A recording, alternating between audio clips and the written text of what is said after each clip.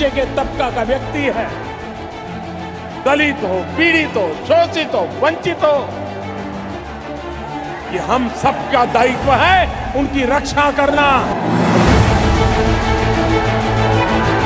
कि हम हमारे दलित भाइयों को प्रताड़ित करें, क्या हक दिला है हमको?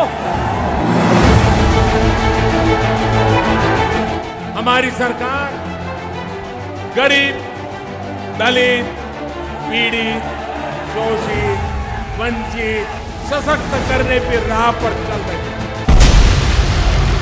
दलितों, वंचितों, वनवासियों की चिंता जो प्रधानमंत्री नरेंद्र मोदी अपने भाषणों में जताते रहे, उन्हें अब बीजेपी के एक बड़े अभियान का हिस्सा बनाया जा रहा है, जिसकी नई प्रयोगशाला बन रहा है उत्तर प्रदेश।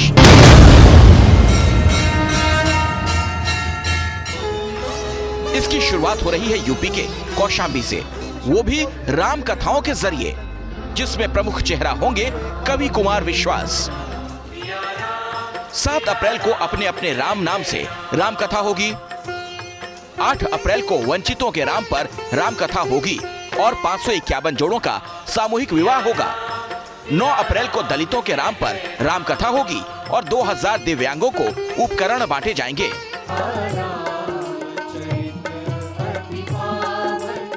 मेरे लोगों से पूछते हैं कि उनके कवि सम्मेलन तो बहुत सुने थे, अपने अपने राम में क्या मिलेगा, क्या करते हैं, ड्रामा होगा, नाटक होगा, कविता सुनाएंगे, क्या मिलेगा, लोग पूछते हैं। इसके लिए ये जो बीजेपी का प्रोजेक्ट राम है, इसके तहत दलितों, शोषितों, वंचितों और आदिवासियों को भगवान राम की महिमा के तहत एक साथ एक छतरी के नीचे लाने का प्रयास है।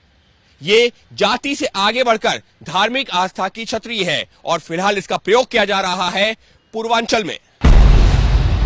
दलितों पर बीजेपी की इसलिए खास नजर है क्योंकि 2011 की जनगणना के मुताबिक कुल दलित आबादी 20.7% है। यूपी में लोकसभा की 80 में से 17 सीटें दलितों के लिए आरक्षित हैं। दलित बीएसपी का पारंपरिक वोटर माना जाता रहा, लेकिन बीजेपी ने 2014 के लोकसभा चुनाव में सभी 17 सीटों पर और 2019 में इन 17 में से 14 सीटों पर जीत दर्ज की थी। दलितों को बीजेपी से जोड़ने के मिशन के लिए पूर्वांचल पहुंचे केंद्रीय गृह मंत्री ने भी रैली में इस चुनावी रिकॉर्ड की याद दिलाई। सपा, बसपा, कांग्रेस इसका सुपड़ा साफ किया और नरेंद्र मोदी जी को प्रधानमंत्री बनाने का काम किया। यूपी के माध्यम से पूरे भारतवर्ष के अंदर मोदी जी को फिर से प्रधानमंत्री बनाने का संदेश देने वाले।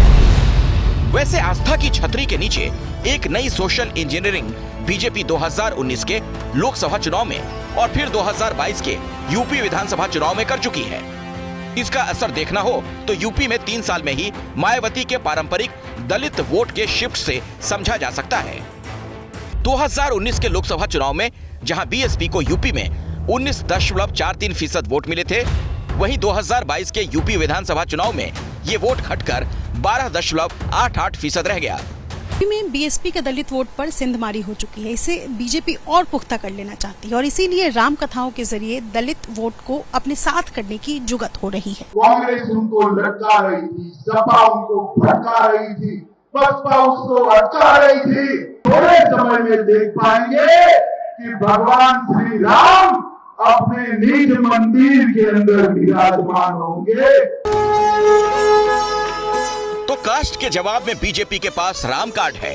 यही नई चुनावी इंजीनियरिंग है जिसे बीजेपी 2024 के लिए तैयार कर रही है। श्री राम लला के दर्शन और उसके बाद राजा राम का अभिषेक, ये सौभाग्य राम जी की कृपा से ही मिलता है। वैसे दलित वोट पर अखिलेश यादव की भी नजर है। उन्होंने इसी हफ्ते की शुरुआत में रायबरेली में काशीराम की प्रतिमा का अनावरण किया था, लेकिन बीजेपी को भी इसका इल्म है कि अखिलेश वाली इस सोशल इंजीनियरिंग में कई पेच हैं। इसीलिए कौशाम्बी में दलितों और आदिवासियों के बीच राम की महिमा वाले प्रयोग के जरिए बीजेपी न सिर्फ पूर्वांचल या यूपी बल्कि पूरे देश में एक नैरेटिव सेट करने के प्रयास में है।